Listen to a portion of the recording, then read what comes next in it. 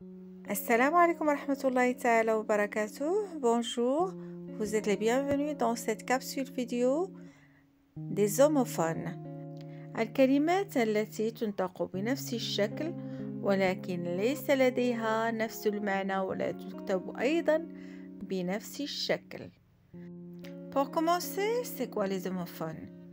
Le mot homophone vient du préfixe homo, ça veut dire pareil, nefs. Et du suffixe phone, qui veut dire son ou bien voix, c'est saut. Donc les homophones sont des mots qui ont la même prononciation mais qui n'ont pas le même orthographe ni la même signification. إذن فإنها هذه الكلمات لها نفس الصوت ولكن لا تكتب بنفس الشكل وأيضا ليست لديها نفس المعنى. Je crois que vous n'avez rien retenu de cette règle, mais c'est tout à fait normal. Alors faites attention, je vais essayer de vous expliquer. Alors, voilà des astuces que vous allez faire lorsque vous écrivez ces homophones. Trouvez tout d'abord leur catégorie grammaticale. Qu'est-ce que ça veut dire catégorie? Ça veut dire sa classe grammaticale. Est-ce que c'est un nom, ou bien un verbe, ou bien un déterminant?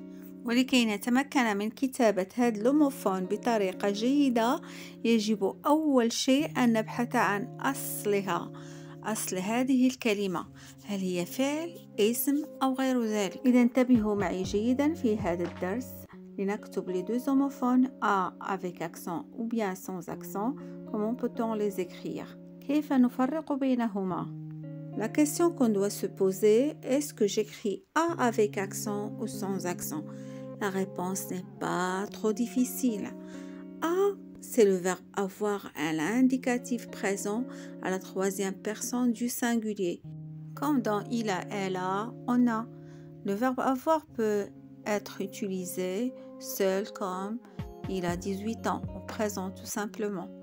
Ou bien comme auxiliaire, il a fini son assiette.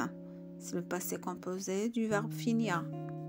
إذا هنا A كتبت sans accent لأنها كتدل على le verbe avoir au présent يعني فعل الملكية لدي في المضارع il a 18 ans ou bien كما كتلاحظوا في المثال الثاني il a fini son assiette هنا A sans accent parce que c'est un auxiliaire مساعد للفعل لأنها أتت لتساعد الفعل finir لكي نحوله للماضي au passé composé. Maintenant, A avec accent, c'est une préposition. Elle introduit un groupe de mots. Alors, حرف جر. Par exemple, tu manges à la cafétéria. تأكل في الكافيتيريا. Et si vous avez encore des doutes, voilà un truc qui va vous aider. Et puisque A, c'est le verbe avoir au présent, on peut le remplacer par un autre temps. C'est-à-dire, au lieu de dire il a, on peut dire il avait. Si vous pouvez le remplacer par avait, donc c'est le verbe avoir. Donc, on l'écrit A sans accent. Alors, donc il a 18 ans, il avait 18 ans. Par contre, A avec accent, c'est une préposition. Il introduit généralement un groupe de mots.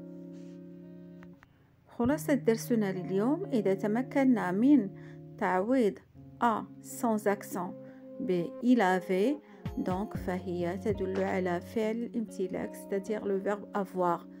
Donc on peut remplacer A par avait s'il s'agit du verbe avoir. On écrit A sans accent. Mais si on ne peut pas la remplacer par avait, on doit ajouter à A un accent grave. C'est encore confus? Regardons ces exercices. Alors, on va compléter par A sans accent ou bien A avec accent. Il marche à pied. Alors, comment peut-on écrire A?